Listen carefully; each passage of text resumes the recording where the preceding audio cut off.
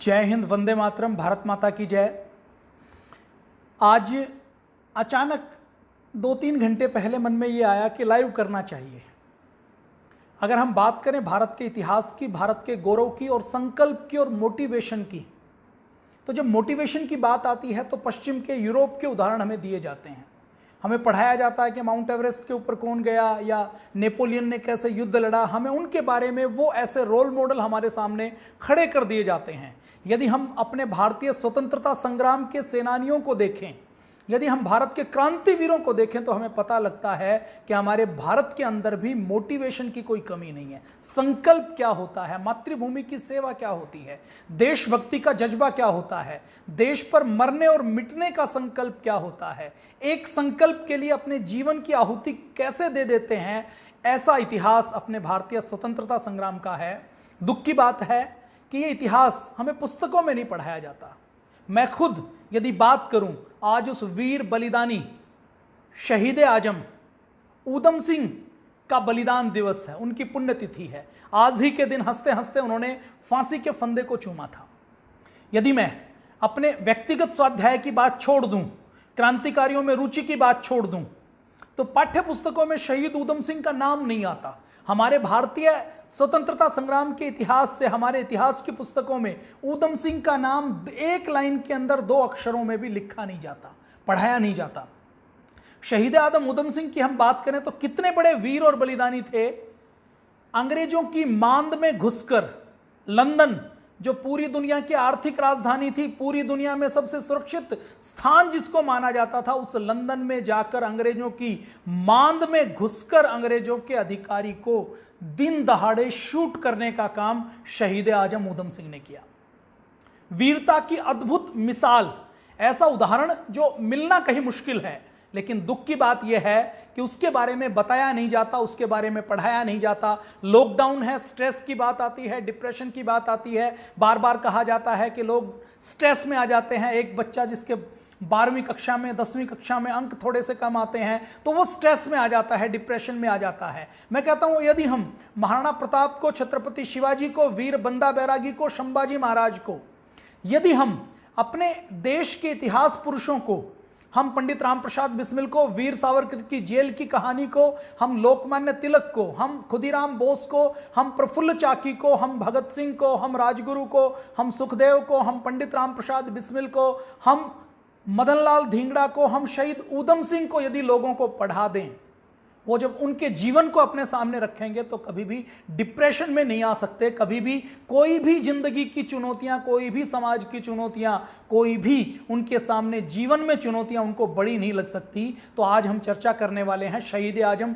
ऊधम सिंह की, जिनका नाम कम सुना होगा। आप लोगों ने सुना होगा क्योंकि आप लोग देश में, धर्म में, संस्कृति में, राष्ट्रभक्ति में रुचि रखते हैं। परम पूज्य स्वामी जी महाराज ने भी प्रातः काल के कार्यक्रम में शहीद आजम ऊधम सिंह को भावभीनी श्रद्धांजलि दी है। ऊधम सिंह वो नाम है जो संकल्प का नाम है। एक संकल्प के बल पर एक अनाथ बच्चा जिसने गांव में जन्म लिया, जब वो 2 साल का था तो 2 साल की आयु में उसकी मां चली गई। जब वो 8 साल का था तो उसके पिता उसको छोड़कर चले गए। 2 भाई, केवल दोनों भाई जीवित रहे। अब माता नहीं है, पिता नहीं है, कोई रिश्तेदार नहीं है, कोई पालने वाला नहीं है, कोई खिलाने वाला नहीं है। तो 8 साल की उम्र में उनको अनाथालय में भेज दिया जाता है। अनाथालय में वहां वो बच्चे जिनका कोई नहीं है इस दुनिया में, वो बच्चे अनाथालय में जाते हैं। अनाथालय में उनका नाम भी बदल दिया जाता है और नाम बदलने के बाद अनाथालय में होते हुए आप भाग्य की विडंबना देखिए। 1 साल बड़े भाई का जो आसरा था, 17 साल की उम्र आते आते वो बड़ा भाई भी चला जाता है। पूरी दुनिया में अकेले रह जाते हैं, अनाथालय को भी छोड़ देते हैं, देश की सेवा के काम में लग जाते हैं। 1919 आता है।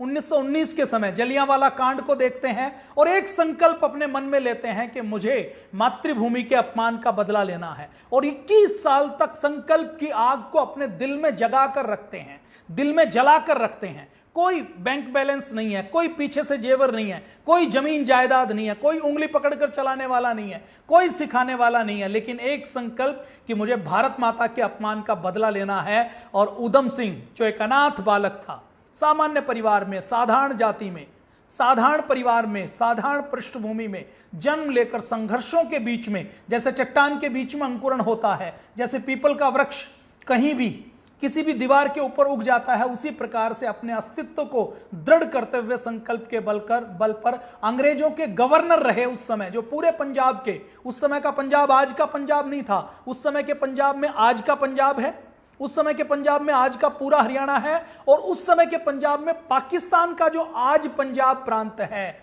वो पूरा पंजाब प्रांत है। उस पंजाब के एक बड़े क्षेत्र का, जो अपने आप में एक बड़ा देश होता था, उसके गवर्नर डायर को उनकी मांद में घुसकर गोली मारने का काम शहीद आजम ऊधम सिंह ने किया था। तो आज शहीद आजम ऊधम सिंह का बलिदान दिवस है। आज ही के दिन उन्होंने हंसते हंसते फांसी के फंदे को चूमा था। और आप और हम यदि आज शहीद आजम ऊधम सिंह को श्रद्धांजलि नहीं देते हैं, उनको नमन नहीं दे करते हैं, उनको वंदन नहीं करते हैं, तो हमें लगता है कि ये हम अपने क्रांतिकारियों का कर्ज नहीं उतार पाएंगे, क्रांतिकारियों के साथ न्याय नहीं कर पाएंगे। तो ऊधम सिंह की कहानी आज थोड़ी सी विस्तार से चर्चा करते हैं। शहीद ऊधम सिंह के बारे में पाठ्य पुस्तकों में नहीं लिखा गया। शहीद ऊधम सिंह के बारे में मैं शहीद शब्द का प्रयोग इसलिए कर रहा हूं कि लोग ज्यादा समझते हैं। आप बलिदानी कह सकते हैं, आप हुतात्मा कह सकते हैं, इनके बारे में बहुत अधिक आपको पुस्तकें भी नहीं मिलती।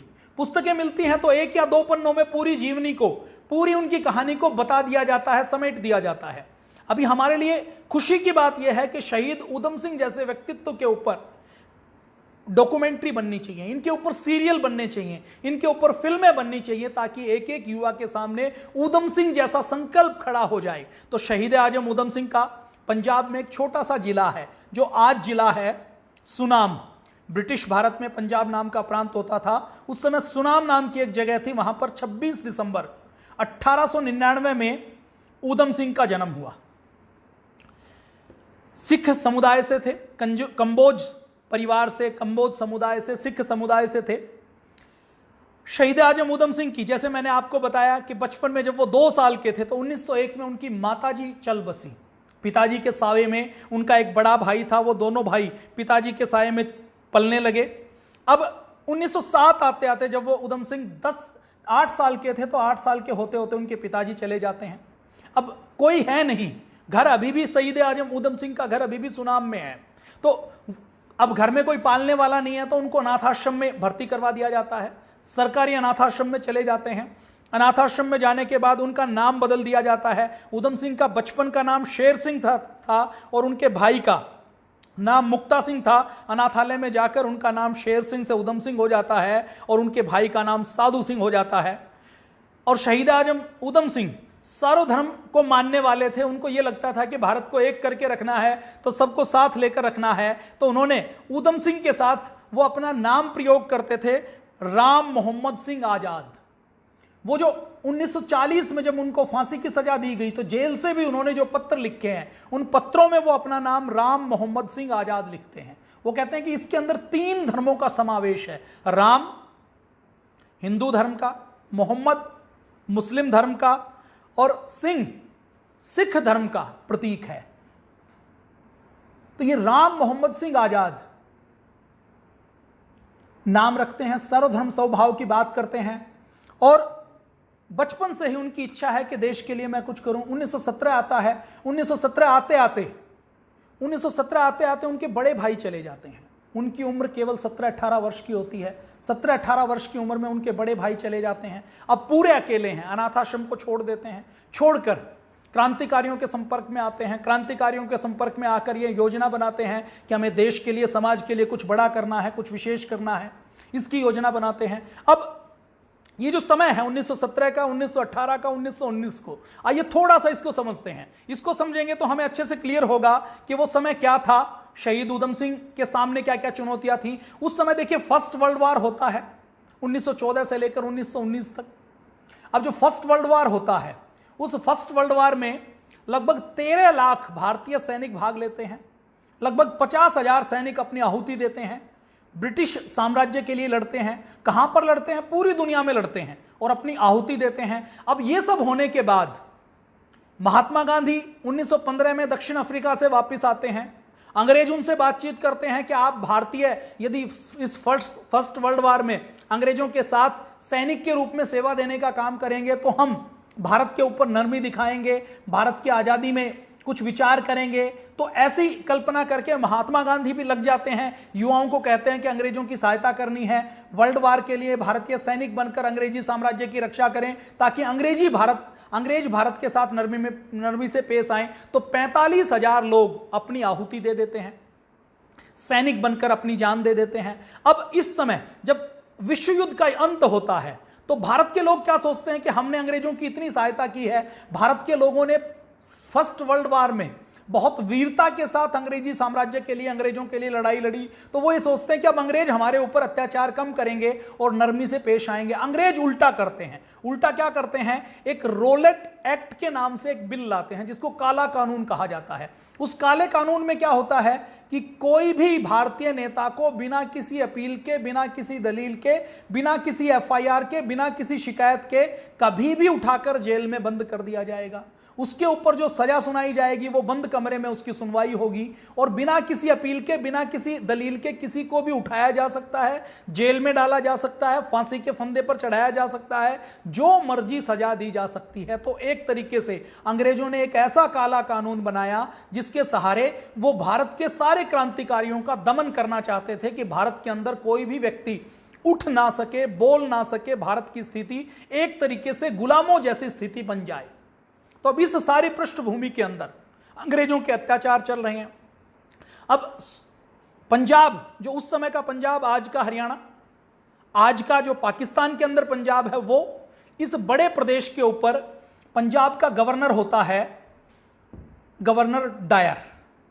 और उस समय पंजाब में जो अंग्रेजों की टुकड़ी होती है, उस टुकड़ी में भी, अंग्रेजों की टुकड़ी में भी एक जनरल होता है, उसका नाम भी जनरल डायर होता है।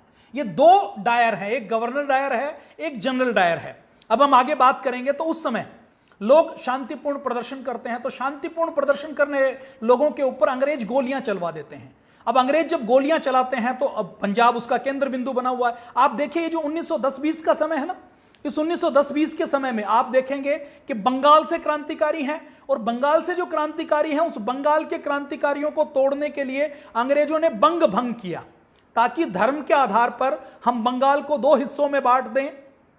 और बंगाल को जब धर्म के आधार पर दो हिस्सों में बांट देंगे तो ये क्रांतिकारी गतिविधियां ठप हो जाएंगी। ऐसा सोचकर अंग्रेजों ने दो स्टेप उठाए थे। एक तो बंग भंग किया था, दूसरा कलकत्ता से अपनी राजधानी 1912 में दिल्ली ट्रांसफर की थी कि राजधानी दिल्ली ट्रांसफर हो जाएगी तो हम क्रांतिकारियों के गुस्से से बच जाएंगे। अब दूसरे क्रांतिकारी कहां पर हैं? दूसरे क्रांतिकारी पंजाब में हैं। उनको पता है कि ये जो पंजाबी कौम है, ये जो सिख कौम है, और इस एरिया में रहने वाले पंजाबी, सिख के साथ साथ जितनी भी जातियां हैं, चाहे जाट हैं, चाहे गुजर हैं, वो सब बहुत वीर और बहादुर और मार्शल रेस हैं। भारत के अंदर सारी जातियां वीर रही हैं, बहादुर रही हैं, किसी एक जाति के ऊपर नाम नहीं देंगे, लेकिन जिसको अंग्रेज मानते थे, यदि मैं उसकी भी बात करूं तो ये सारी बातचीत है। तो उसमें रोलेट एक्ट जब आता है तो लोग उसका विरोध करते हैं।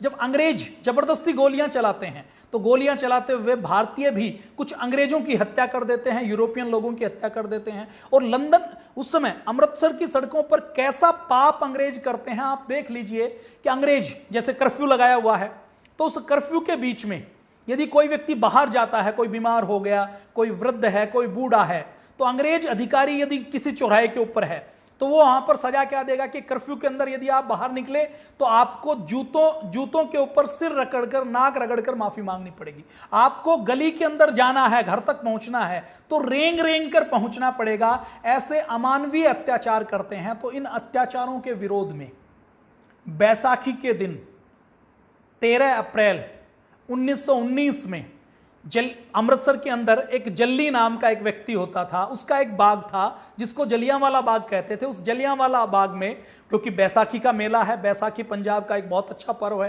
किसानों का बहुत बड़ा पर्व है, तो किसान और आम अमृतसर के जनसाधारण के लोग वहां पर जलियांवाला का बाग में आए हुए हैं। जलियांवाला बाग में हमारे क्रांतिकारी पहुंचे हुए हैं, हमारी आजादी के नेता पहुंचे हुए हैं और वो सभा करके इस काले कानून का विरोध कर रहे हैं कि अंग्रेज यदि ऐसा करेंगे, इस प्रकार से चलेंगे तो ये व्यवस्थाएं लंबी चल नहीं पाएंगी, ये व्यवस्थाएं दौड़ नहीं पाएंगी। तो अंग्रेज इस प्रकार से करते हैं। तो सभा होती है। अब सभा होती है तो शहीद ऊधम सिंह उस समय उस सभा के बाहर, जलियांवाला बाग के बाहर पानी पिलाने का काम कर रहे होते हैं। वो जब पानी पिलाने का काम कर रहे होते हैं तो पानी पिलाते पिलाते ये सभा हो रही है, शांति प्रिय सभा हो रही है, कोई अवहेलना नहीं हो रही, कोई मारकाट नहीं हो रही, किसी व्यक्ति के पास हथियार नहीं है, किसी प्रकार के कानून का उल्लंघन नहीं हो रहा, तो ऐसी स्थिति के अंदर भी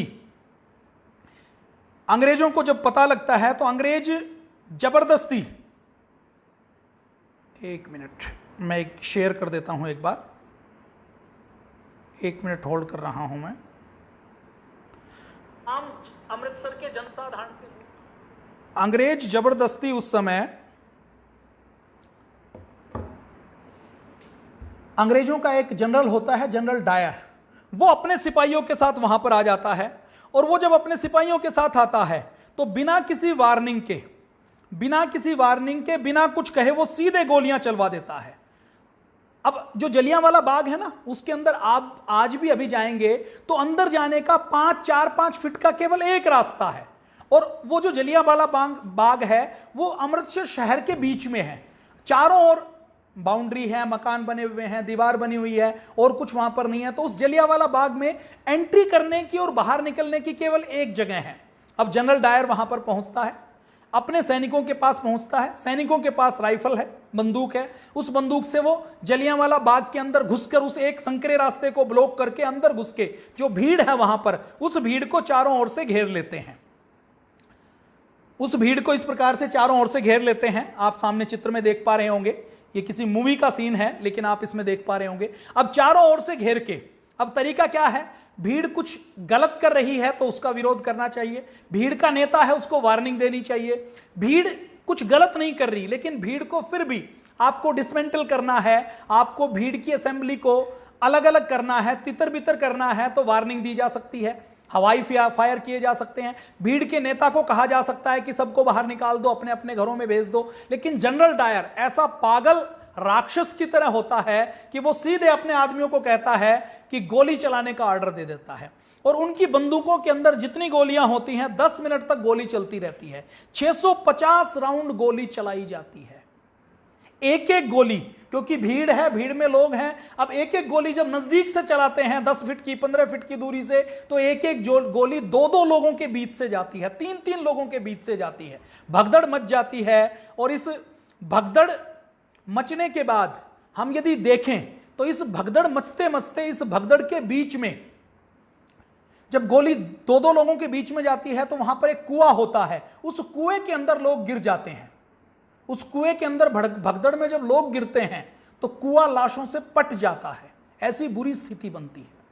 और इस बुरी स्थिति में यदि हम बात करें तो उस जलियांवाला कांड में कितनी नृशंस हत्या हुई थी, आप अंदाजा लगा लीजिए कि उस समय अंग्रेजों ने तो यह कहा कि 388 लोग मारे गए, अंग्रेजों के अभिलेखागार की बात करें तो उन्होंने कहा कि 484 लोग मारे गए, लेकिन जो स्वतंत्र कमेटी बनाई गई मदन मोहन मालवीय जी की, उस कमेटी ने कहा कि कम से कम 1300 लोग मारे गए थे। स्वामी श्रद्धानंद जी की जो कमेटी बनाई गई थी उसमें कहा गया कि 1500 लोग मारे गए थे। और अंग्रेजों के खुद के अमृतसर के सिविल सर्जन का यह कहना है कि कम से कम 2000 लोग मारे गए थे, और जो लोग मारे गए थे उनके अंदर एक 6 हफ्ते का, केवल 1.5 महीने का बच्चा भी था।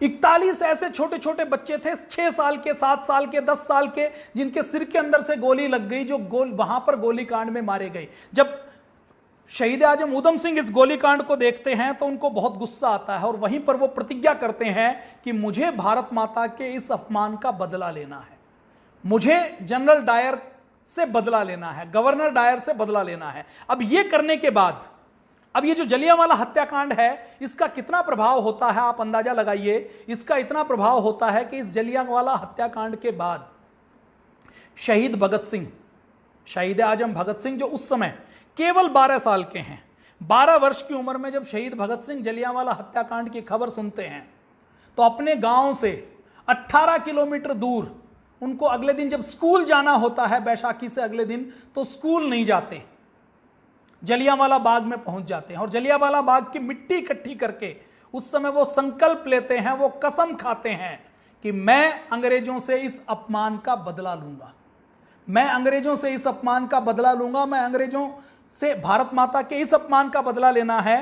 तो शहीद भगत सिंह के जीवन में पूरा परिवर्तन इस जलियांवाला हत्याकांड के बाद आता है। ऊधम सिंह उस समय संकल्प लेते हैं कि मुझे इस हत्याकांड का बदला लेना है। और आप देखिए अंग्रेज किस प्रकार से सीनाजोरी करते हैं। अंग्रेज सीनाजोरी करते हैं कि अंग्रेज जनरल डायर ने गोलीकांड की और गोलीकांड करके वापस आकर अपने हेड ऑफिस से उस समय जो पंजाब का गवर्नर डायर है उसको वो चिट्ठी लिखते, टेलीग्राम करते हैं और टेलीग्राम करके कहते हैं कि इंडियंस की एक फौज ने मेरे ऊपर हमला कर दिया था और मुझे गोली चलानी पड़ी। अब गवर्नर डायर क्या कहते हैं, तुमने गोली चलाई, बहुत अच्छा किया। अब उस समय ब्रिटिश सरकार के, उस समय के ब्रिटिश सरकार के, यहां की हम बात करें तो ब्रिटिश सरकार के जो वायसराय होते हैं लॉर्ड चेम्सफोर्ड, उसके सामने वो कहते हैं कि ये अमृतसर और पंजाब बहुत भड़का हुआ है और इंडियंस की ऐसी प्लानिंग है कि सारे अंग्रेजों को मार मार के बाहर निकाल दें, उनके ऊपर हमला हो सकता है, तो मार्शल लॉ लगा दिया जाए। तो मार्शल लॉ थोप दिया जाता है। उसके बाद जब पूरे देश में और पूरी दुनिया में अंग्रेजों की थू थू होती है कि ऐसे निहत्थे लोगों के ऊपर गोली चलाना बहुत गलत बात है, तो उसके बाद जब थू थू होती है तो इस हत्याकांड की जांच की जाती है। तो जांच की कमेटी के बाद सामने जब जनरल डायर आता है और जब जनरल डायर से पूछा कि तुमने ये गोली क्यों चलाई, तुमने ऐसा क्यों किया, तो जनरल डायर को कोई दुख नहीं होता, पश्चाताप नहीं होता। वो कहता है कि मैं तो तोप लेकर गया था, ये तो जलियांवाला बाग का रास्ता संकरा था, मैं तोप को अंदर ले जा नहीं पाया, मैं केवल बंदूकें ले जा पाया। यदि मैं तोप को ले जा पाता तो मैं सीधा इन इंडियंस को तोप से उड़ा देता। ऐसा जनरल डायर कहता है। अब पूरा भारत भड़क उठता है।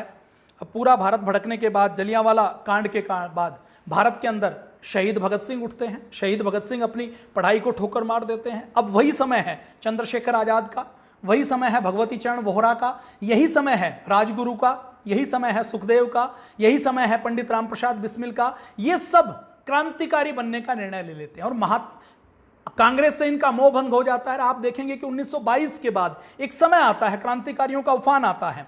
तो अब शहीद भगत सिंह के जीवन का एक ही उद्देश्य बन जाता है कि मुझे तो मातृभूमि के अपमान का बदला लेना है। अब वो पंडित राम प्रसाद बिस्मिल के संपर्क में आते हैं, शहीद भगत सिंह के संपर्क में आते हैं, गदर पार्टी के मेंबर बन जाते हैं। अब ये गदर पार्टी वही है जिसने सेकेंड वर्ल्ड वॉर में एक संकल्प लिया था कि हम अंग्रेजों को भारत से बाहर भगाएंगे, भारत से बाहर निकालेंगे। गदर पार्टी के मेंबर बन जाते हैं। गदर पार्टी के मेंबर बनकर वो भारत के बाहर जाते हैं। भारत के बाहर वो अफ्रीका में जाते हैं, दक्षिण अफ्रीका में, नैरोबी में जाते हैं, ब्राजील में जाते हैं, जिम्बाब्वे में जाते हैं, अमेरिका में जाते हैं, वहां के लोगों से संपर्क करते हैं, वहां से क्रांति का काम करते हैं। उसके बाद शहीद भगत सिंह से संपर्क होता है तो भगत सिंह उनको भारत आने के लिए कहते हैं। अब ये जो शहीद ऊधम सिंह के जीवन का ये पार्ट है, इसके बारे में लोगों को जानकारी बहुत कम है, इसके बारे में बहुत जानकारी कम है। तो शहीद ऊधम सिंह इन देशों के अंदर क्रांति का प्रचार प्रसार करते हैं और जब इन देशों से वापस आते हैं तो अपने साथ बंदूकें लेकर आते हैं, अपने साथ 50 क्रांतिकारियों को लेकर आते हैं। भारत के अंदर आकर फिर क्रांतिकारी की गतिविधियां शुरू कर देते हैं। क्रांतिकारी गतिविधियां शुरू करने के बाद वो भारत में आने के बाद भारत में गदर के नाम से समाचार पत्र निकालते हैं। अब एक बार पुलिस का छापा पड़ता है, पुलिस का छापा पड़ता है तो शहीद ऊधम सिंह को गिरफ्तार कर लिया जाता है। उनके पास गदर समाचार पत्र निकलता है, उनको गिरफ्तार करके फिर जेल में बंद कर दिया जाता है। जेल में उनकी मुलाकात और क्रांतिकारियों के साथ होती है। 5 साल की जेल होती है। जेल से छूटते हैं तो कश्मीर चले जाते हैं। कश्मीर में भगत सिंह के पोर्ट्रेट के साथ उनका एक चित्र मिलता है। कश्मीर में जाने के बाद वो अचानक गायब हो जाते हैं और जब वो अचानक गायब हो जाते हैं तो फिर एक दिन पता लगता है कि ऊधम सिंह तो जर्मनी पहुंच गए। अब ये जो बीच का पीरियड है ना, तो ऊधम सिंह कोई अमीर परिवार के व्यक्ति नहीं थे कि उनको कोई रोटी खिलाने वाला है। ऊधम सिंह कोई ऐसे परिवार के व्यक्ति नहीं थे कि उनको किसी जनरल को मारना है तो उनके लिए टिकट का, उनको डेली खर्चे का कोई पैसा देने वाला है। उनके पास ऐसा कोई संगठन नहीं था जिसकी फंडिंग करने के लिए, जिसको दान देने के लिए लोग उपस्थित थे। तो इन विपरीत परिस्थितियों के अंदर ऊधम सिंह कारपेंटर का काम करते हैं, ड्राइवर का काम करते हैं, मैकेनिक का काम करते हैं, कहीं मेहनत मजदूरी का काम करते हैं। ये काम करते हुए भी उनका संकल्प क्या है कि मुझे जनरल डायर को, गवर्नर डायर को मारना है। अब जनरल डायर के साथ क्या होता है, अंग्रेज सरकार की खूब किरकिरी होती है। अंग्रेजों के हाउस ऑफ कॉमन्स में, हाउस ऑफ लॉर्ड में निंदा का प्रस्ताव पारित किया जाता है। हाउस ऑफ कॉमन्स में तो पारित कर दिया जाता है, हाउस ऑफ लॉर्ड में जनरल डायर को की प्रेज की जाती है पूरी दुनिया में। फिर थू थू होती है तो हाउस ऑफ लॉर्ड्स में भी उसका प्रस्ताव पारित किया जाता है। जनरल डायर को डिमोशन करके उसको कर्नल बना दिया जाता है। अब जनरल डायर, क्योंकि उसने 2000 लोगों की नृशंस हत्या की थी, अब जनरल डायर को नृशंस हत्या करने के बाद ईश्वर का ऐसा विधान होता है कि वो जनरल डायर को 1927 में लकवा आता है, आधे शरीर के ऊपर लकवा आ जाता है। लंदन में जाकर लकवे के कारण उसको ब्रिटिश साम्राज्य से भी भारत से भेज दिया जाता है कि इसकी हेल्थ ठीक नहीं है। अब लंदन में चला जाता है तो वो बेड से उठ नहीं सकता, तड़फ तड़फ कर एक कुत्ते की तरह उसकी मौत होती है। ईश्वर उसकी सजा देता है। अब ऊधम सिंह को पता लग जाता है कि जनरल डायर जिसने गोली चलाई थी वो तो मारा गया, लेकिन गवर्नर डायर अभी भी जिंदा है, क्योंकि गवर्नर डायर ने जनरल डायर का समर्थन किया था और पंजाब के लोगों के ऊपर जो अत्याचार हुए, भारत माता के ऊपर जो अत्याचार हुए, उसमें गवर्नर डायर की भी बहुत बड़ी भूमिका थी। गवर्नर डायर को ईश्वर तो सजा देगा, लेकिन यदि भारत के लोग सजा नहीं देते हैं तो फिर कोई बड़ा काम नहीं हो सकता, कोई बड़ी व्यवस्था नहीं हो सकती।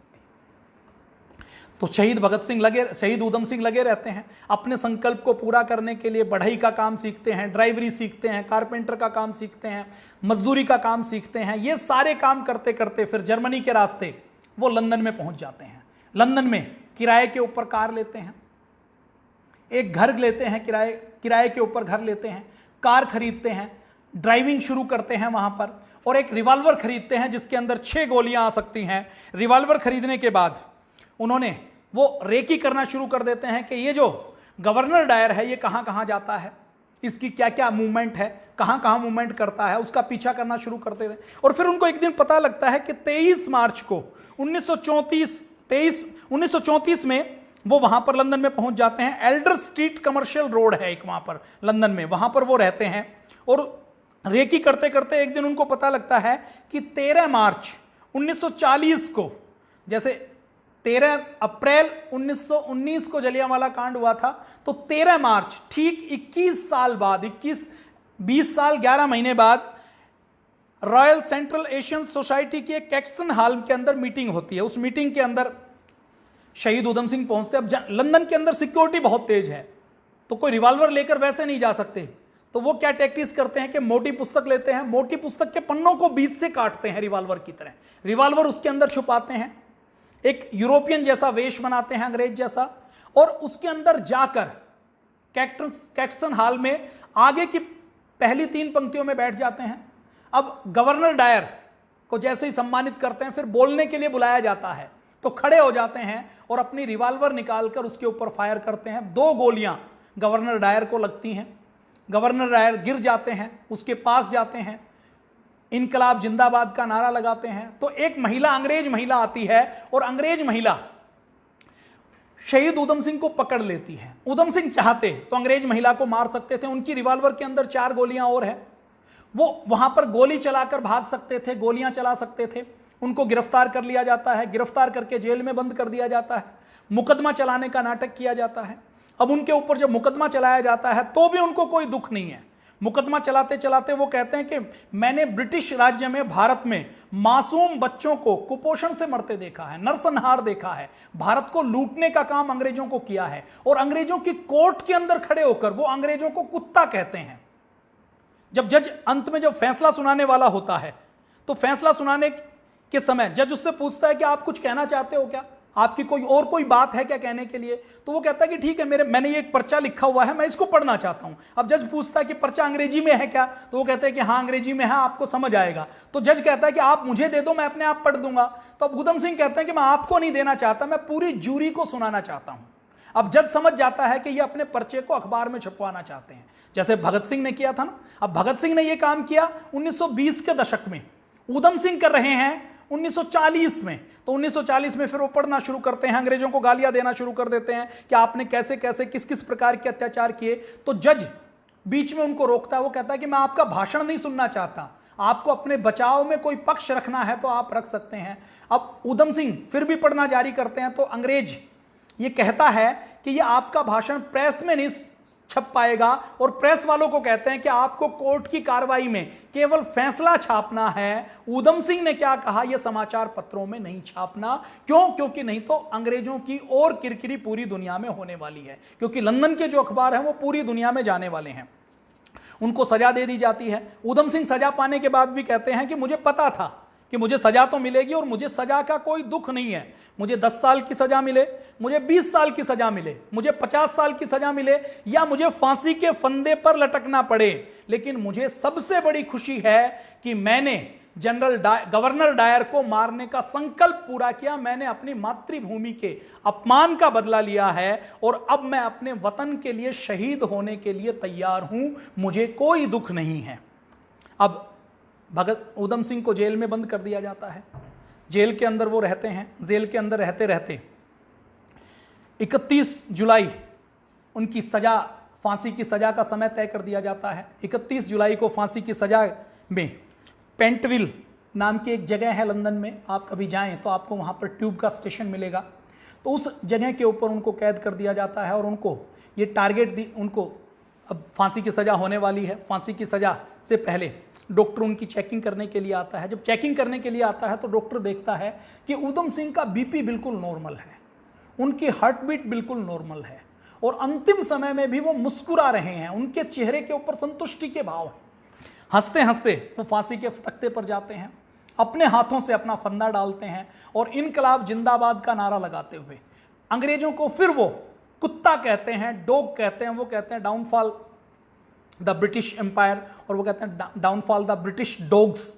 ये कह के, ये नारा लगा के, इनकलाब जिंदाबाद का नारा लगा के वो अपना बलिदान दे देते हैं। हंसते हंसते अपना बलिदान देते हैं। अब जेल में एक घटना और होती है। जेल में एक बार ऊधम सिंह से पूछा जाता है कि आपने गवर्नर डायर को मारा, अब गवर्नर डायर को मारने के बाद आपके पास पिस्तौल थी, तो आपने भागने की कोशिश क्यों नहीं की? तो ऊधम सिंह कहते हैं कि मैं इंडियन हूं, मैं भारतीय हूं, और भारतीय वीर कभी भी किसी महिला के ऊपर गोली नहीं चलाते, हाथ नहीं उड़ाते। मुझे पकड़ने का काम एक महिला ने किया था और मेरा संकल्प था गवर्नर डायर को उसके कर्मों की सजा देना। मैं किसी निरपराध की हत्या नहीं करना चाहता था। मतलब वो एक तरीके से हिंसा की कार्रवाई कर रहे हैं, लेकिन हिंसा के अंदर भी गहरा दर्शन छुपा हुआ है कि हमें हिंसा करनी है, हमें पाप का दंड देना है, लेकिन उसी व्यक्ति को देना है जो व्यक्ति इसके लिए जिम्मेदार है। सामान्य एक निरपराध व्यक्ति को इसका दंड नहीं देना। ऐसे ऊधम सिंह थे। कितना बड़ा व्यक्तित्व था। आप कल्पना कीजिए, मां नहीं है, पिता नहीं है, शाम को खाना मिलेगा कि नहीं मिलेगा इसकी कोई गारंटी नहीं है, सुबह खाना मिलेगा कि नहीं मिलेगा इसकी भी कोई गारंटी नहीं है, घर में परिवार में कोई नहीं है, कोई अड़ोसी पड़ोसी नहीं है, कोई उंगली पकड़ने वाला नहीं है, कोई रोजगार नहीं है, कोई पढ़ाई की व्यवस्था नहीं है। पढ़ाई भी जो उन्होंने की, अनाथालय में रहते हुए खुद अपने संघर्ष से पढ़ाई की, अच्छी तरह से अंग्रेजी सीखी। लंदन में जब रहते थे तो लंदन में अंग्रेजी के उनके पत्र अभी भी आपको इंटरनेट के ऊपर मिल जाएंगे, इंटरनेट के ऊपर आप उनको देख सकते हैं। अभी भी ये गोलियों के निशान आप देख रहे हैं। ये वो कुआं है जलियांवाला बाग कांड का, जो लाशों से पट गया था। अभी देखिए इतिहास में हमें क्या पढ़ाया जाता है कि जलियांवाला कांड, ये जलियांवाला कांड में हमें पूरी कहानी नहीं बताई जाती है। दीवारों के ऊपर गोलियों के निशान आप देख रहे हैं। ये जनरल डायर था, कितना क्रूर था आप देख सकते हैं। ये 1919 में हेल्दी है, इसकी हेल्थ आप देख रहे हैं ना, ये 1919 की फोटो है। इस फोटो में आपको ये स्वस्थ दिखाई दे रहा है, जवान दिखाई दे रहा है, लेकिन ये 1927 में पैरालाइज होकर तड़फ तड़फ कर मरा है। इसकी टट्टी और इसकी पेशाब बिस्तर के ऊपर निकली है। ऐसा प्रकृति का न्याय होता है। क्यों? क्योंकि इसने 1.5 महीने के मासूम बच्चों की, 2 साल के, 5 साल के, 10 साल के मासूम बच्चों को बिना किसी वार्निंग के, बिना किसी अपराध के सजा दी थी।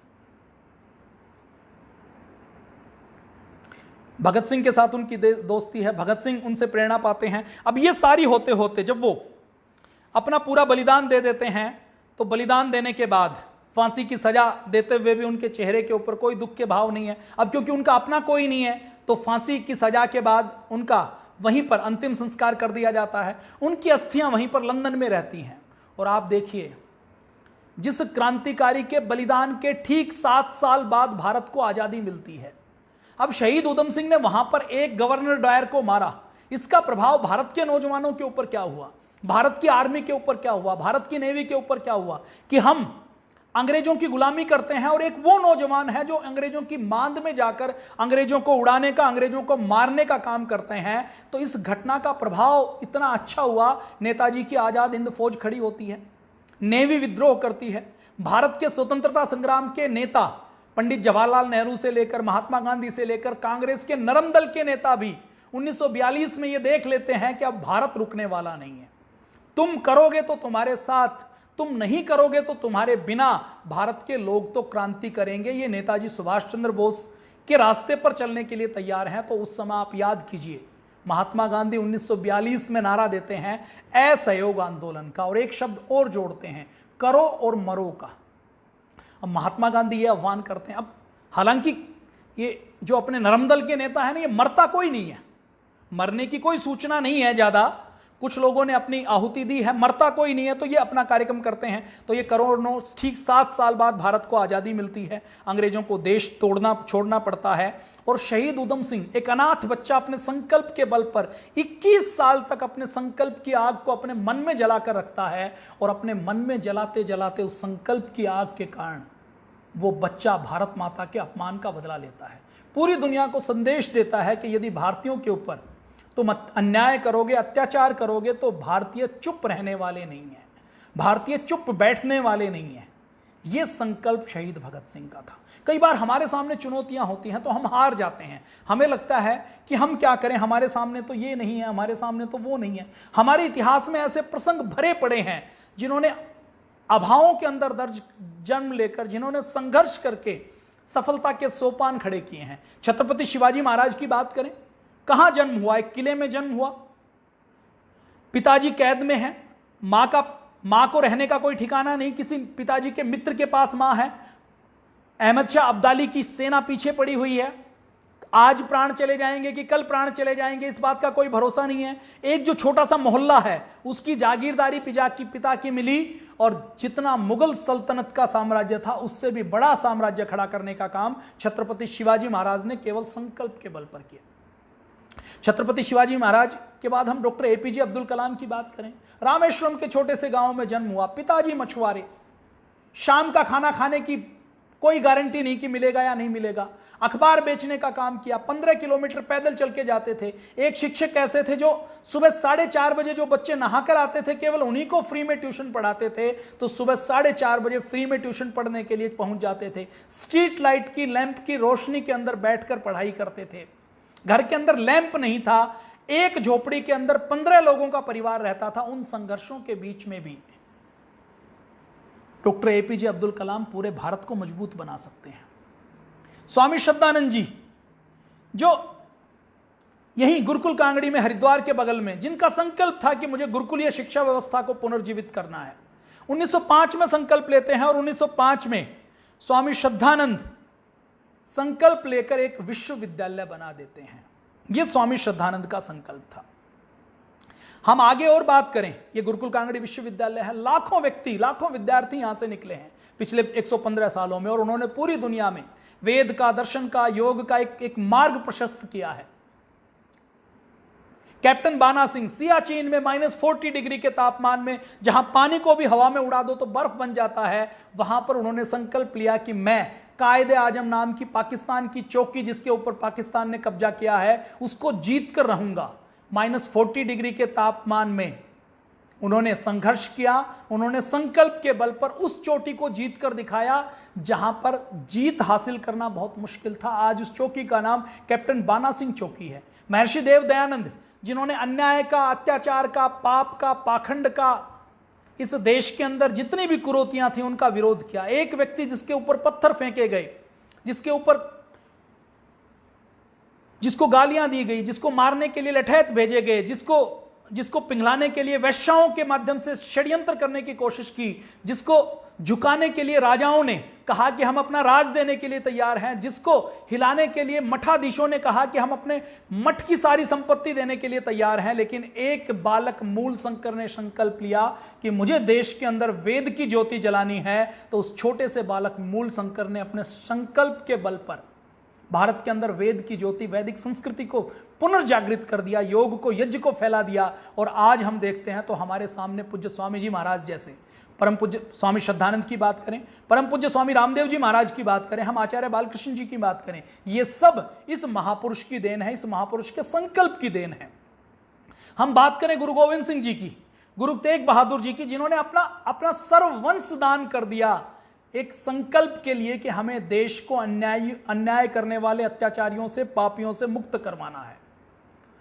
हम बात करें संकल्प के गुरु ग्राम सिंह कूका के, जिन्होंने ऐसे कूका तैयार कर दिए कि 12 साल का कूका अंग्रेजों की फौज के सामने खड़ा हो जाता है और खड़ा होकर यह कहता है कि मुझे तोप के सामने से उड़ा दो। जब तोप के सामने से उसकी हाइट कम हो जाती है और वो कहते हैं कि तू बच्चा है, चलो तुम्हें हम छोड़ देते हैं, तो वो कहते हैं छोड़ो मत। अपने आप ईंट उठाकर लाता है, ढेले उठाकर लाता है और अपना सीना तोप के आगे उड़ा देता है कि मुझे शहीद करो, मुझे मरना है, मुझे तुम्हारी दया के ऊपर जीवित नहीं रहना। संकल्प के बल पर गुरु राम सिंह कूका ने बड़ा काम करके दिखाया। संकल्प के बल पर महाराणा प्रताप ने महलों को ठोकर मारी और अकबर जो ये सोचता था कि ये जो मेवाड़ नाम का बिंदु है ये पूरी मुगल सल्तनत के ऊपर धब्बा है, मैं महाराणा प्रताप को हिलाकर दिखाऊंगा, महाराणा प्रताप को झुकाकर दिखाऊंगा, मुझे महाराणा प्रताप से और कुछ नहीं चाहिए, केवल एक बार महाराणा प्रताप आकर मुझे दरबार के अंदर प्रणाम करके झुककर चला जाए। तो महाराणा प्रताप का संकल्प था कि मुझे झुकना नहीं है, मुझे मेवाड़ की, भारत की आन बान शान से समझौता नहीं करना है। तो ऐसे ही संकल्प छत्रपति शिवाजी महाराज का था, जिन्होंने हिंद साम्राज्य स्थापित किया। ऐसे ही संकल्प वीर बंदा बैरागी का था। कैसा संकल्प था कि मुगलों ने उनको कैद करके उनके सामने उनके सैकड़ों सरदारों को उनके सामने कत्ल किया, उनके सामने उनकी शहादत की कि धर्म परिवर्तन कर लो नहीं तो मार डालेंगे। उनके सामने उनके छोटे 5 साल के बच्चे का कलेजा निकाल दिया, हाथ पैर काट दिए। उनके सामने वीर बंदा बैरागी जब टस से मस नहीं हुए तो वीर बंदा बैरागी की गर्म चिमटियों से एक एक बोटी नोच ली। उस बंदा बैरागी का संकल्प था कि मैंने धर्म परिवर्तन कर लिया, मैंने अपने देश धर्म की संस्कृति के प्रेम से समझौता कर लिया, तो आने वाली पीढ़ियां किसका उदाहरण देंगी। हम संकल्प की बात करें तो गुरु तेग बहादुर का संकल्प था, जिन्होंने हंसते हंसते, हमारे गुरुओं की परंपरा, किसी ने तवे के ऊपर बैठकर अपने शरीर को जला दिया लेकिन झुके नहीं, किसी ने आरे से कटना स्वीकार किया, किसी ने गर्म पानी में उबलना स्वीकार किया लेकिन झुके नहीं, लेकिन रुके नहीं। वो संकल्प था, यह संकल्प की शक्ति थी। छत्रपति संभाजी महाराज, छत्रपति शिवाजी महाराज के बेटे, उनको मुगल गिरफ्तार करते हैं। वो कहते हैं या तो धर्म परिवर्तन करो, बोटी बोटी कटवा लेते हैं, आंख के अंदर गर्म सलाख डाल दी जाती है, तड़फ तड़फ कर मरने के लिए छोड़ दिया जाता है। लेकिन संकल्प इतना दृढ़ था कि मुझे अपनी नैतिकता से, अपनी परंपराओं से, अपनी मान्यताओं से झुकना नहीं है। वीर सावरकर, जिनका संकल्प अंडमान निकोबार की काले पानी की जेल भी नहीं तोड़ पाई, ऐसा संकल्प वीर सावरकर का संकल्प। तो शहीद उधम सिंह की अस्थियां लंदन में रही। 1974 में, देखिए ये विडंबना है, एक ऐसा संकल्पित व्यक्ति जिसके संकल्प से देश की युवा पीढ़ी, देश की नई पीढ़ी प्रेरणा ले सकती थी, उसके संकल्प की कहानी तो एक एक बच्चे को सुनाई जानी चाहिए, एक एक बच्चे को बताई जानी चाहिए, ताकि उस बच्चे को कभी डिप्रेशन नहीं हो। अगर अपना भारत को इजराइल जैसा देश बनाना है तो इस भारत के अंदर हमें उधम सिंह को पढ़ाना पड़ेगा, हमें मदनलाल धिंगड़ा को पढ़ाना पड़ेगा, वीर सावरकर, छत्रपति शिवाजी, महाराणा प्रताप, संभाजी महाराज, बंदा बैरागी, गुरु तेग बहादुर, गुरु गोविंद सिंह, इनकी कहानियां पढ़ानी नहीं, रटवानी पड़ेंगी। एक एक बच्चे की ब्रेन की प्रोग्रामिंग के अंदर गहरे तक उतारनी पड़ेंगी, तब ये देश इजराइल बन सकता है, तब ये देश महान बन सकता है। विडंबना यह है कि आजादी के बाद उन लोगों ने, जिन्होंने नाखून भी अपने नहीं कटवाए, उनको तो शहीद कहा गया, उनको क्रांतिकारी कहा गया, और जो वाकई में शहीद थे, जो वाकई में क्रांतिकारी थे, उनको भुला दिया गया। आपको जानकर आश्चर्य होगा, भारतीय सेना में, देखिए भारतीय सेना, अंग्रेजों की सेना भारतीय सेना बनी। वो सेना जब अंग्रेजों में थी तो उस समय नेताजी सुभाष चंद्र बोस जापान में रहने वाले जो अंग्रेजी सेना के सिपाही थे, उनको अंग्रेजी सेना से आजाद हिंद फौज बनाई, और एशिया में, बर्मा में जो दूसरे इंडियंस रहते थे उनको मिलाकर आजाद हिंद फौज बनाई। और वो जब आजाद हिंद फौज उन्होंने बनाई तो वो आजाद हिंद फौज के साथ नेताजी बर्मा के रास्ते, मणिपुर के रास्ते अंग्रेजों के ऊपर हमला करने के लिए आई। तो अंग्रेजों की ओर से जो सैनिक लड़े थे और जो सैनिक उनकी ओर से लड़ रहे थे, तो अंग्रेजों की ओर से जो सैनिक लड़े थे उनके नाम आज भी इंडिया गेट पे लिखे हुए हैं। नेताजी सुभाष चंद्र बोस के नेतृत्व में जिन्होंने जान दी थी, उन सैनिकों का कहीं अता पता नहीं है। आप विडंबना और देखिए, आजाद हिंद फौज के सैनिकों के ऊपर लाल किले में 1945-46 में ट्रायल चला। ट्रायल करने के बाद जब देश के लोगों का दबाव पड़ा और उनको छोड़ दिया गया, तो छोड़ने के बाद उन सैनिकों को जब बात आई आजादी के बाद कि ये सैनिक तो देशभक्त हैं, इन्होंने देश की आजादी की लड़ाई के लिए लड़ाई लड़ी, तो पंडित जवाहरलाल नेहरू ने उनको भारतीय सेना में भर्ती करने के लिए मना कर दिया कि इनके अनुशासन के ऊपर संदेह है। वो लोग जो बर्मा के जंगलों में, नागालैंड, कोहिमा के जंगलों में जो तड़फ तड़फ कर जान देने के लिए तैयार थे, जो नौकरी के लिए नौकरी नहीं कर रहे थे, जो अपने पेट के लिए नौकरी नहीं कर रहे थे, जो जान देने के लिए नेताजी के पीछे चल रहे थे, उनको आजाद भारत की फौज में शामिल नहीं किया गया था। ये कहकर कि ये भगोड़े हैं, ये अनुशासनहीन हैं, इनके ऊपर भरोसा नहीं किया गया। तो ऐसी विडंबना रही, और यही विडंबना उधम सिंह के साथ रही। उधम सिंह को पाठ्यक्रम में पढ़ाया नहीं जाता, उधम सिंह जी के बारे में बताया नहीं जाता, उधम सिंह जी के बारे में चर्चा नहीं की जाती। तो उधम सिंह के बारे में चर्चा करनी चाहिए, उधम सिंह के बारे में बताना चाहिए, उधम सिंह के बारे में पढ़ाना चाहिए, वो नहीं हो पाता। तो 31 जुलाई 1974 तक होना तो ये चाहिए कि आज़ादी जब मिली तो उस समय हमारे श्यामजी कृष्ण वर्मा थे, उनकी अस्थियां विदेश में थी, उधम सिंह की अस्थियां विदेश में थी, जिन्होंने देश के लिए अपने प्राण दिए, उनकी अस्थियां यदि विदेश में हैं। नेताजी सुभाष चंद्र बोस के बारे में कुछ नहीं पता था। कुछ लोग ये कहते थे कि उन्होंने वो प्लेन क्रैश में उनका स्वर्गवास हो गया, उनका बलिदान हो गया, कुछ लोग नहीं मानते थे। तो नेताजी सुभाष चंद्र बोस को आज़ादी के पहले दिन ढूंढना चाहिए था कि हम नेताजी सुभाष चंद्र बोस के बारे में पहली जानकारी करेंगे, उसके बाद हम कोई बड़ा समारोह करेंगे, हम उधम सिंह की अस्थियां पहले लेकर आएंगे, हम श्यामजी कृष्ण वर्मा जिन्होंने इंडिया हाउस की स्थापना की, जिन्होंने लंदन में, फ्रांस में, पेरिस में, जिन्होंने आज़ादी की लड़ाई की मशाल को आगे बढ़ाया, उन लोगों को हम बाहर, उन लोगों की अस्थियां लेकर आएंगे, पहले उनको सम्मान देंगे, उसके बाद आज़ादी का सुख भोगेंगे। लेकिन आज़ादी के बाद जो लोग सत्ताओं के ऊपर बैठे, जो लोग प्रधानमंत्री बने, उनको क्रांतिकारियों के नाम से चिढ़ थी, क्रांतिकारियों के नाम से शायद उनको एलर्जी थी। और पंडित जवाहरलाल नेहरू के बारे में तो ये कहा जाता है कि उधम सिंह ने जब अपनी शहादत दी तो बाकी भारतीयों ने तो तारीफ की ही की, नौजवानों की ने की, युवाओं ने की, पंडित जवाहरलाल नेहरू ने भी इसकी तारीफ की। नेहरू ने कहा था कि माइकल ओडायर की हत्या का अफसोस तो है, पर यह बेहद जरूरी था, इस घटना ने देश के अंदर क्रांतिकारी गतिविधियों को तेज कर दिया।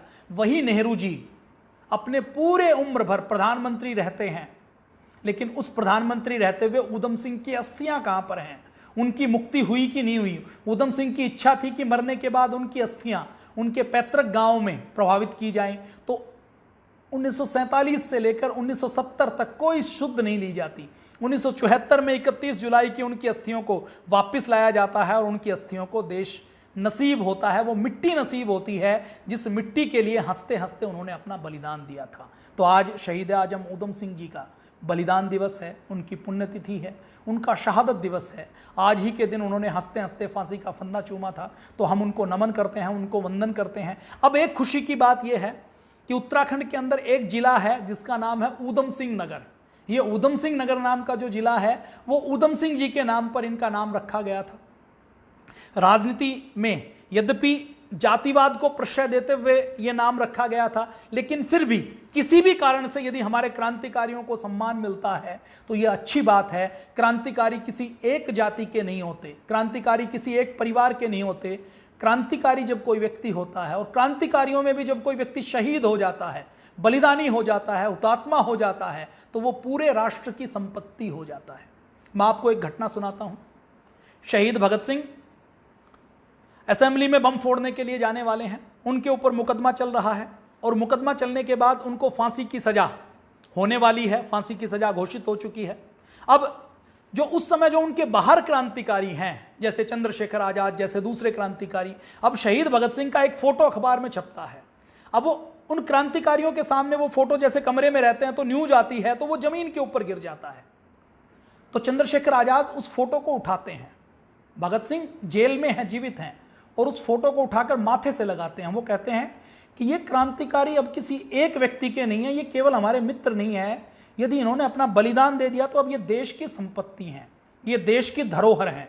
तो ऐसा चंद्रशेखर आजाद कहते हैं। तो क्रांतिकारी पूरे भारत की, पूरे विश्व की संपत्ति हो जाते हैं, पूरे राष्ट्र की अमूल्य निधि हो जाते हैं। उनको हम किसी एक जाति में नहीं बांध सकते, एक प्रांत में नहीं बांध सकते, एक कम्युनिटी में नहीं बांध सकते। हर कम्युनिटी को यह लगना चाहिए कि ये शहीद, ये बलिदानी हमारे देश के लिए शहीद हुआ है, तो हमें ये हमारा है। तो एक जिले का नाम रखा गया है। अभी उधम सिंह का अपना तो कोई परिवार नहीं था, लेकिन उनके परिवार के जो नजदीकी माने जाते हैं, जो उनके परिवार में जो उनके जो उनके कजन्स में जो माने जाते हैं, उस समय के जो उनके परिजन दूसरे रहे हैं, उनकी भी अंग्रेजों ने संपत्ति जब्त की, उनके ऊपर अत्याचार किया। तो उनके जो नजदीकी से जो दूर के रिश्तेदार हैं, जो भी उपलब्ध दूर के रिश्तेदार हैं, उनके पोते पड़पोते अभी भी पंजाब के अंदर मजदूरी करने का काम करते हैं। तो ये विडंबना है। अपने देश के अंदर लाखों व्यक्ति वीवीआईपी हो सकते हैं, हमारे देश के अंदर हजारों व्यक्ति एमएलए हैं जो गनर के साथ चलते हैं। एक बार एमएलए बन गए तो 7 पीढ़ियों की व्यवस्था करके जाते हैं कि स्वर्ग के अंदर भी रहे तो हम 10 पीढ़ियों की ऐसी व्यवस्था कर दें कि हमें कुछ करने की जरूरत ना पड़े। तो एक सरपंच बन जाता है, वो भी अपनी व्यवस्था करने के लिए सोच सकता है, एमपी बन सकते हैं, लाखों नौकरियां हो सकती हैं। तो हम शहीद और क्रांतिकारियों के परिवारों को ढूंढ ढूंढ कर नौकरी क्यों नहीं दे सकते? तो ये विडंबना है कि शहीद ऊधम सिंह के बारे में कम पढ़ाया जाता है, कम बताया जाता है। तो आज मन में इच्छा हुई कि हम ऐसे हुतात्मा को, ऐसे बलिदानी को अपनी श्रद्धांजलि दें, उनको नमन करें, उनको वंदन करें, जिन्होंने अपने प्राण हंसते हंसते इस राष्ट्र के लिए कुर्बान किए, राष्ट्र के लिए बलिदान किए। तो ऊधम सिंह 21 साल तक एक संकल्प के लिए जीना बहुत बड़ी प्रेरणा है। ऐसा संकल्प का पूरा उदाहरण पूरी दुनिया में कहीं दूसरी जगह मिलने वाला नहीं है। तो शहीद ऊधम सिंह के बलिदान को नमन, और उनके बलिदान से भी बड़े उनके संकल्प को हम भारत स्वाभिमान की ओर से, पतंजलि योगपीठ परिवार की ओर से नमन करते हैं। और आपको यदि ये ठीक लगा हो तो आप इसको शेयर कर सकते हैं। सारा कंटेंट कॉपीराइट फ्री है।